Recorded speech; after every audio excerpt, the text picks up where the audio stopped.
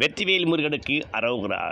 ஸ்திரராசி ஸ்திரலக்கணங்களில் அமைந்தவருக்கு, குறிப்பாக ரிஷப லக்கணமாகவோ, சிம்ம லக்கணமாகவோ, விருச்சிக லக்கணமாகவோ, கும்ப லக்கணமாக அமர்ந்து அந்த லக்னாதிபதி கேந்திர பலம் பெற்று ஆட்சி பலம் உச்ச பலம் பெற்று குருபார்வை பெற்றுவது விசேஷம். அந்த வகையில் ரிஷப லக்கணத்தில் பிறந்த ஒரு ஜாதகருக்கு லக்னத்திற்கு 4ஆம் வீட்டில் சுகஸ்தானாதிபதி என்று அழைக்கப்படும் சூரிய பகவானும், 3 கூடிய முயற்சி ஸ்தானாதிபதி என்று அழைக்கப்படும் சந்திர பகவான் இணைந்து அமாவாசை யோகத்தில் அமவப்பெற்று, அதனுடன் இந்த ரிஷப லக்கணத்துக்கு லக்னாதிபதியாக இருக்கும் சுக்கிர பகவானே 4ஆம் வீட்டில் அமர்ந்து, இது சிம்மராசிக்கு 10 கூடிய சுக்கிர பகவானே 4ஆம் வீட்டில் அமர்ந்து அந்த சிம்ம ராசிக்கு ஆத்மகாரன் பண வீட்டில் பணம் பெருமணத்தை சம்பாதிக்கும் அமானுஷ்யமான ஆற்றல் தரும் இந்த சிம்ம வீட்டில் நெருப்பு கிரகமான சூரிய பகவான், தண்ணீர் கிரகமான சந்திர பகவான், சுக்கிர பகவான் என்று சொல்லக்கூடிய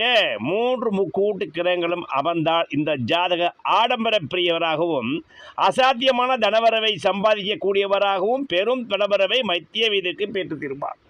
இவருக்கு இந்த சிம்மராசிக்கு 2ஆம் வீட்டில் 2 புதன் பகவானும் அதி உச்சம் பெற்றிருக்க வேண்டும். அது விசேஷ துணை யோகம். அதுபுறம் அஸ்தம் சாரம் பெற்று புஷ்கர நவாம்சம் பெற்றிருப்பதும், அந்த சிம்மராசிக்கு 12ஆம் வீட்டில் சனீஸ்வர பகவான் அமர்ந்து அவரும் புனர்பூஷம் 4இல்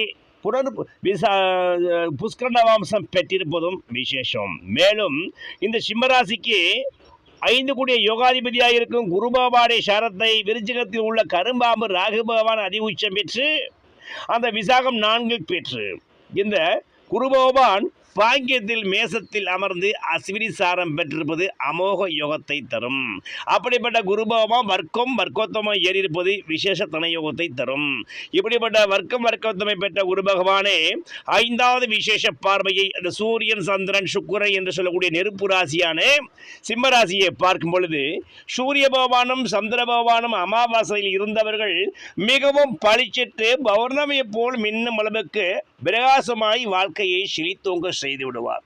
இவர் மத்திய வயதுக்கு பிறகு நடந்து 6வது திசையார் ராகு திசை நடந்தார். இந்த ஜாதக சொல்ல முடியாத அளவுக்கு, எண்ணி முடியாத அளவுக்கு திக்குமுக்காடவர்களுக்கு பெரும் பணபரவையும் தனபரவையும் குபேர தனபாக்கியம் பெற்றியும் அளவிடாத ஐஸ்வர்யம் போது நாடாளு மன்னராய் பேர்ப்புகள் போட்டும் தென்னராய் தேர்ந்து விடுவார். ஏனெனில் இந்த விருச்சிகத்தில் உள்ள ராகுவே அம்சாராசியில் கடகராசியில் சுக்கிரன் சனி ராகு என்று சொல்லக்கூடிய மெகா பண கூட்டணி கிரகங்களுடன் அமர்ந்து அந்த அம்சாராசியில் இந்த ராகு பாபா உட்கார்ந்திருக்கும் வீட்டின் அதிபர் மேச ராசியில் ஆட்சி பெற்று அவற்று வக்கர குரு பகவானும் சந்திர பகவானும் சேர்ந்து ராகு திசை நடந்த அந்த 18 வருட காலங்களில் இந்த ஜாதக யாரும் எதிர்பாராத தனயோகத்தையும், யாரும் எதிர்பாராத பதவி யோகத்தையும், யாரும் எதிர்பாராத பணக்கார யோகத்தையும் பெற்று எதிரிக்கு சிம்மச்சப்பனமாக களங்கெடுத்து அனைவரையும் வாழ வைக்கும் மிகப்பெரிய ராஜ்யஸ்தானத்தை ஆளும் ராஜயோகம் பெற்றவராய் இருப்பார். இப்படிப்பட்டவருக்கு அவருடைய திதி என்று அழைக்கும் போது அமாவாசை திதி சதுர்த்தசி இருந்தால் பிறந்து மிகவும் விசேஷ தனயத்துவம். அந்த ரிஷப லக்கணமாக பிறந்து சிம்மராசியாக பிறந்து சதுர்த்தசி திதி பிறந்தால் அவர் மகம் நட்சத்திரத்தில் பிறந்தால் அந்த சதுர்த்தசி திதி நாயகன் சுக்கிர பகவான். இந்த சுக்கிர பகவானை சிம்மபேட்டில் இருக்கும்போது இவர் ஆடம்பரமான வாகனத்தை வாங்கக்கூடியவராகவும் ஆடம்பரமான பங்களா போன்ற வீதி வாசலை அமைக்கக்கூடியவராகவும் அரசியலில் திடீரென சேர்ந்து மிகப்பெரிய ராஜாங்க ராஜயோக பதவியை பெற்று மிகப்பெரிய மந்திரியாகவும் மிகப்பெரிய அமைச்சராக வந்து ஆளுமை ஐஸ்வர்ய யோகத்தை பெற்று 8 திக்கும் புகழ் பெருக்கும் மிகப்பெரிய மன்னராய் வந்து அனைவருக்கும் சிம்ம சொப்பனமாய் விளங்கும் ராஜாங்க சக்கரவர்த்தியாய் ஆகிடுவார்.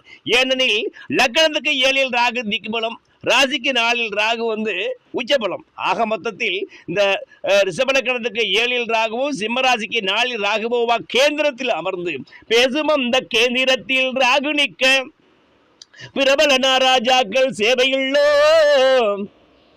வீசி கண்ட தனமடைத்து சீமானாகி வீரனையா வாழ்ந்திடுவார்.